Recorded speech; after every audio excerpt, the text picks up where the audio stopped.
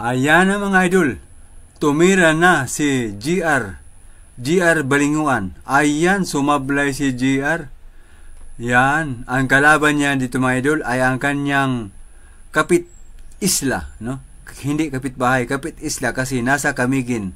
Nagkatapat lang sila ng isla mga idol. Ayan, tumira si Tate, tumawid ng dagat para kalabanin si GR.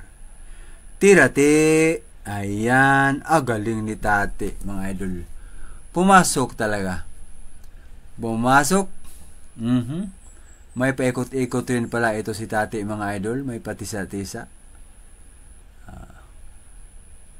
Sunod na titirahin ni Tate ay tira 5. Tirati. Yan, malumanay lang. Malumanay lang ang diskarte ni Tate para sa preparasyon sa sais. Sige nga te, ang kasunod ay 7. Ay 6. Tingnan natin kung maipasok para maubos na.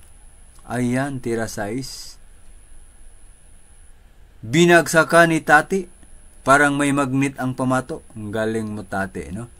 Nanood na lang muna si RG ng Balinguan. GRST pala. GR pala ng Balinguan. Ayan. Tira 7 na si Tate.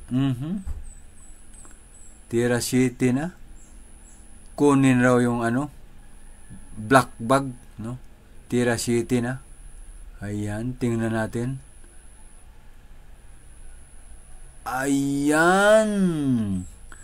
Tira 8 na si Tate. Tate ng Camiguin. Ito mga idol, si Tate ay isang kilabot rin ng Camiguin, no? Kung may kilabot ng Samal Island, may kilabot rin ng Camiguin. Ayan, binagsakan ang 8 para sa Gis. Last ball na si Tate at natalo dito si GR mga idol ng Balinguan. Ayan.